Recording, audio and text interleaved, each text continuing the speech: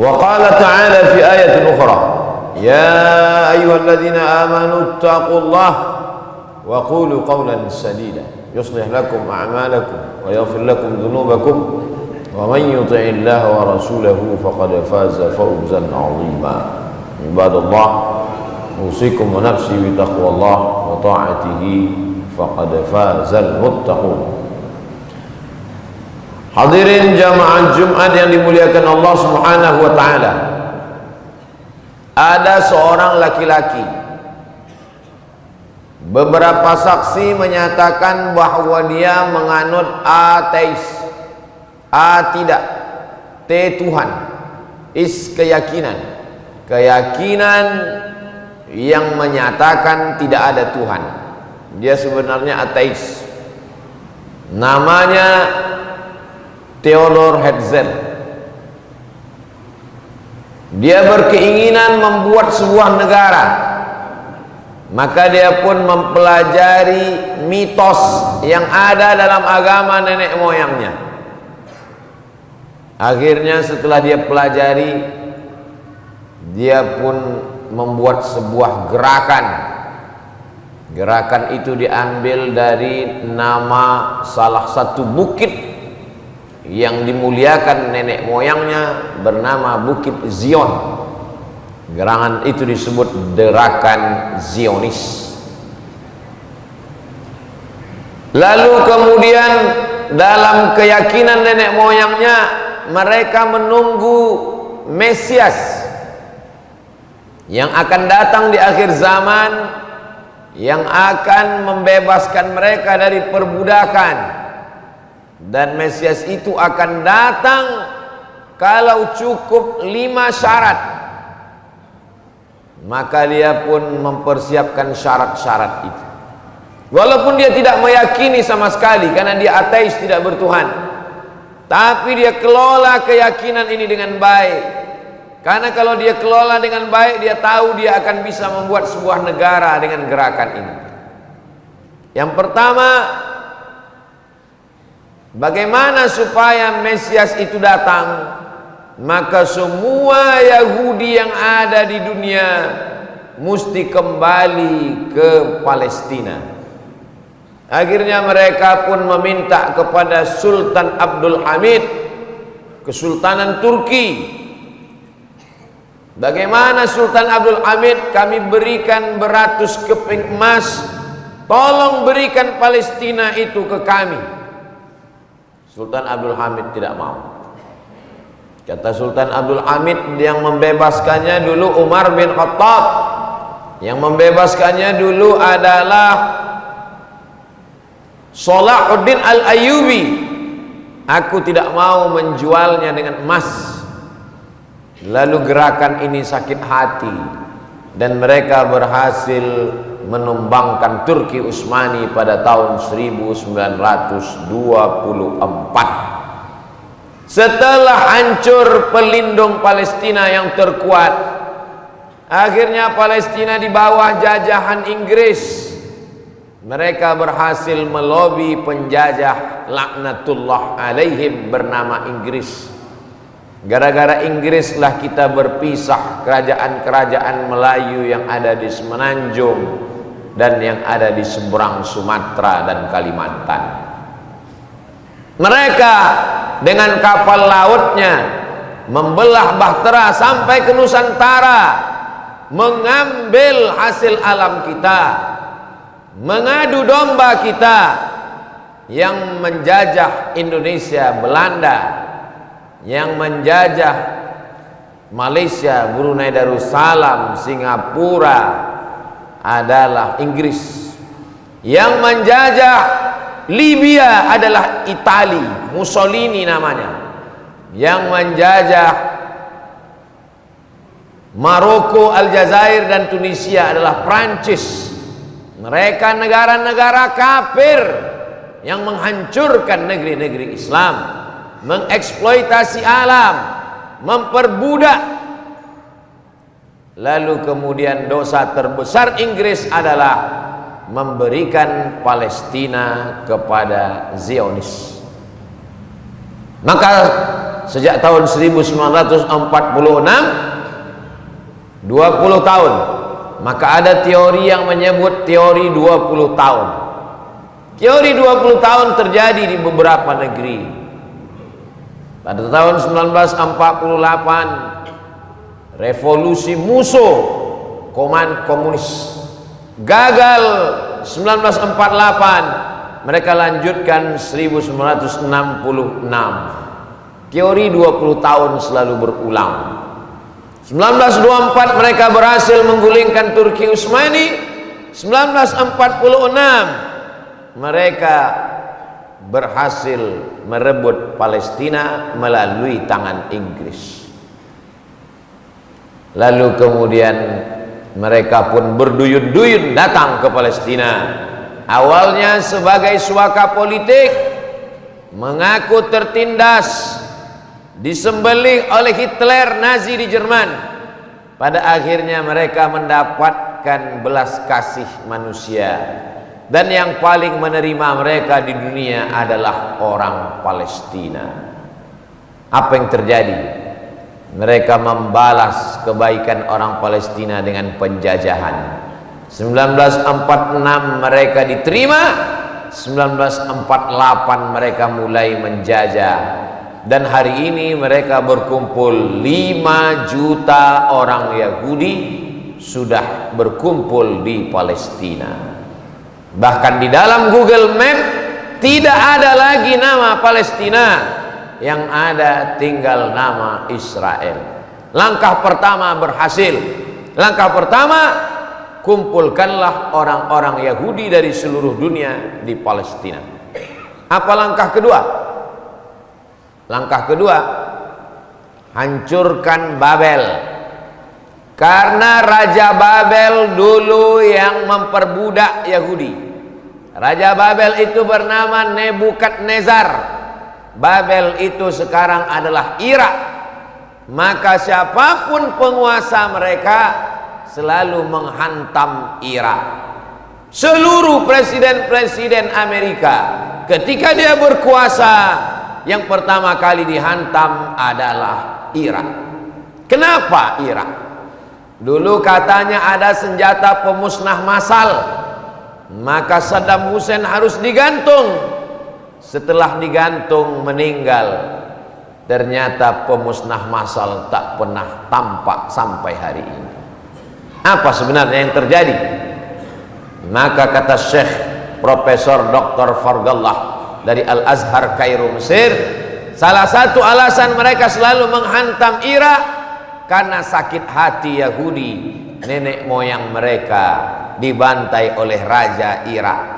Maka menurut keyakinan mitos mereka, ada satu ilmu namanya ilmu mitologi.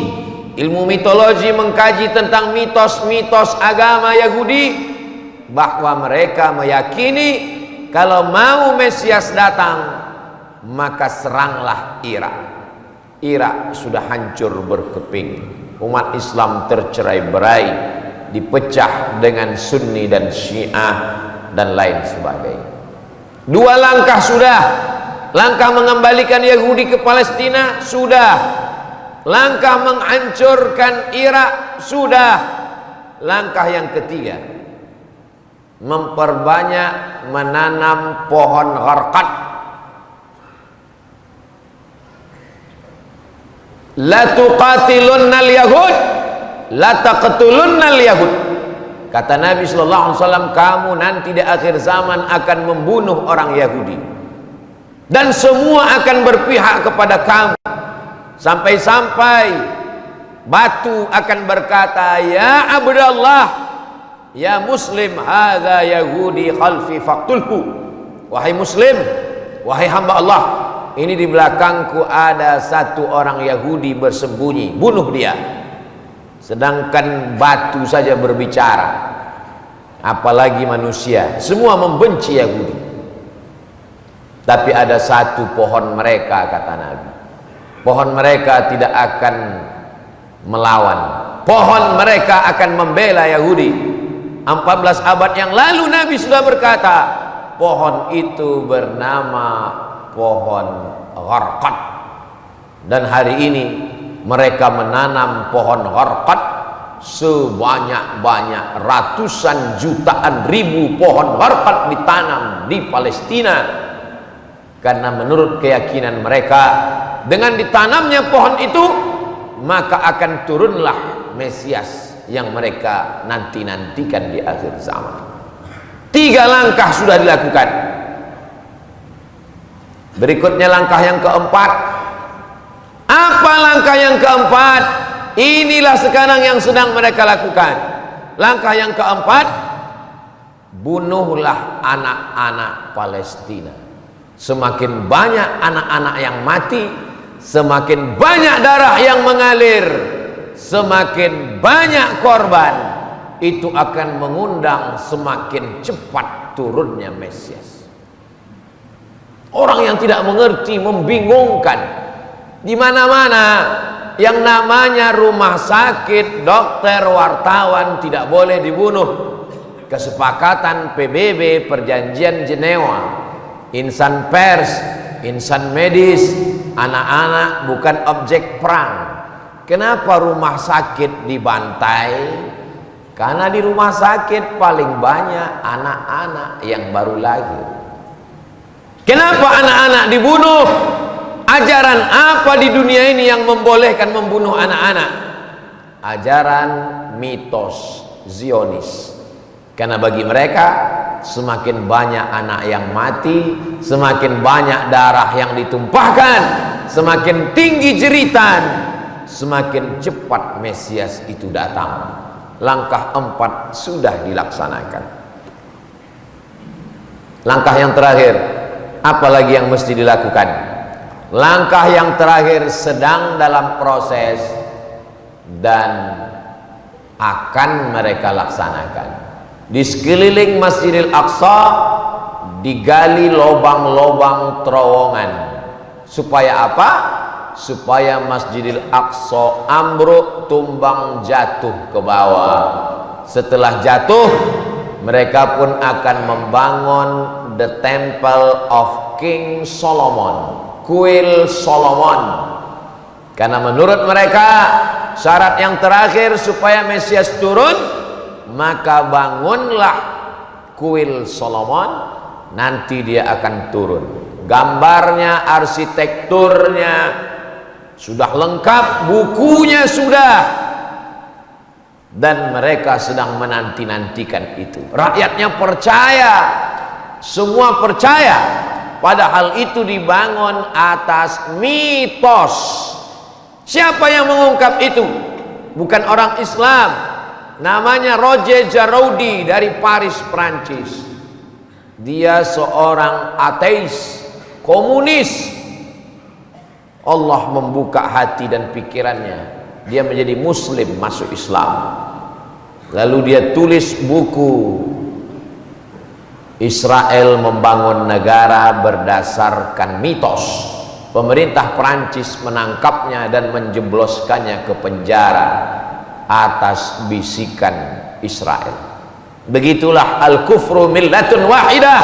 Orang kafir seragam serentak, berbeda bahasa agamanya, berbeda, tapi ketika menghantam Islam, cerita lama berulang kembali. Bukankah pada zaman Nabi mereka berkoalisi dengan Yahudi, munafik, musyrik? Perang itu disebut dengan perang Ahzab. Ahzab, koalisi partai-partai, partai kafir, partai munafik, partai Yahudi berkumpul. Akhir zaman adalah masa penyaringan, fit and proper test, terang benderang di mata bahwa Israel salah, tapi tetap ada yang membela. Manusia yang tidak belajar sejarah bingung, ada apa ini? Orang yang belajar hadis-hadis Nabi, dia tahu ini memang masa penyaringan.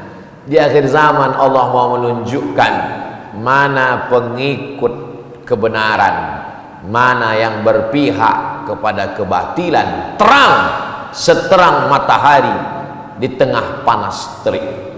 Tinggal lagi kita menyampaikan ke anak-anak kita, ke anak muda kita, kepada pemimpin yang takut kepada Allah Subhanahu wa taala. Kalau punya kekuasaan, pakai kekuasaan menolong Palestina. Tidak punya kekuasaan, suarakan melalui postingan-postingan. Di ban 1 account, buat 1000 account. Dihancurkan 1 simbol, buat 1.000.000 simbol. Karena kita memerlukan keberpihakan di akhir zaman. Tidak sanggup datang berperang, bantu dengan ekonomi, donasi melalui saluran yang resmi, dompet duafa, badan amil zakat nasional, dilepas oleh presiden. Negara yang mengirimkan bantuan dari umat akan sampai kepada umat Nabi Muhammad sallallahu alaihi wasallam. Bila ada tablik akbar, datang bawa anak, keluarga, sahabat, jiran, tetangga, bangkitkan kesadaran umat. Mereka membangun negara berdasarkan mitos, bohong, dongeng. Kenapa kita yang punya kebenaran tidak memperjuangkan? Ternyata mitos pun kalau diyakini bisa terwujud. Kenapa kebenaran diinjak-injak? Mitos, bohong, dongeng kalau diperjuangkan menjadi kenyataan. Kenapa kebenaran tidak terwujud menjadi kenyataan? Karena kita tidak percaya. Di akhir zaman kata Nabi, man ya'ish ba'di fasayara ikhtilafan katsira. Siapa yang hidup sesudah aku nanti di akhir zaman, dia akan melihat banyak sekali persengketaan. Lalu yang selamat siapa? Alaikum bisunnati, berpeganglah kamu kepada sunnahku, wa sunnatil khulafa'ir rasyidin, dan sunnah khulafa' ar-rasyidin al-mahdiin. Mereka mendapat hidayah min ba'di, sesudah aku mati. Abdu 'alaiha bin nawajiz, gigit pakai gigi geraham. Jangan pegang dengan tangan, akan terlepas.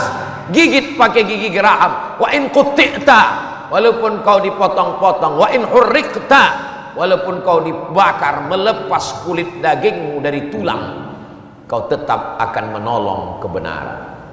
Barakallahu li wa lakum fil Qur'anil azim, wa nafa'ani wa iyyakum bima fihi minal ayati wa dzikril hakim, wa taqabbala minni wa minkum tilawatahu innahu huwal ghafurur rahim.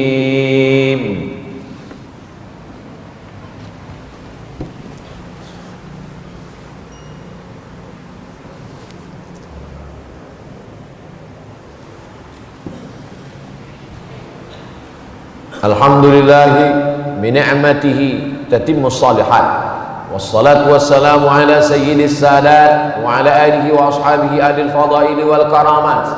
Asyhadu an la ilaha illallah wahdahu la syarika lah, wa asyhadu anna sayyidana Muhammadan abduhu wa rasuluh wa safiyuhu min khalqihi wa khaliluh, addal amanah wa ballagha risalah wa nasaha lil ummah wa tarakana 'alal muhajjatil bayda lailuha kanahariha la yazighu anha illa halik. Allahumma salli ala sayyidina Muhammadin an-nabiyil ummi wa ala alihi wa sahbihi wa barik wa sallim. Qala Allah ta'ala fil Qur'anil azim wa huwa asdaqul qailin. A'udzu billahi minasy syaithanir rajim. Bismillahirrahmanirrahim. Wal 'ashr innal insana lafi khusr illa alladhina amanu wa 'amilus shalihat wa tawassaw bil haqq wa tawassaw bis sabr. Wa qala ta'ala fi ayatin ukhra, innallaha wa malaikatahu yusalluna 'alan nabi ya ayyuhalladzina amanu sallu alaihi wa sallimu taslima. Allahumma fir lil muslimina wal muslimat wal mu'minina wal mu'minat al ahya'i minhum wal amwat. Allahumma ansuril islam wal muslimin wahdhulil kafarata wal musyrikin. Allahumma ansur ikhwanana al mujahidin al mustad'afina fi Falastin wa dammir a'da'aka a'da'ad din. Allahumma zalzilhum zilzalan syadida. Allahumma shattit syamlakum wa farriq jam'akum waj'al kaidakum fi nuhurihim. Allahumma ansurna 'alal qaumil kafirin, Allahumma ansurna 'alal qaumil munafiqin, Allahumma ansurna 'alal qaumil zalimin, Allahumma ansurna 'alal qaumil fasiqin.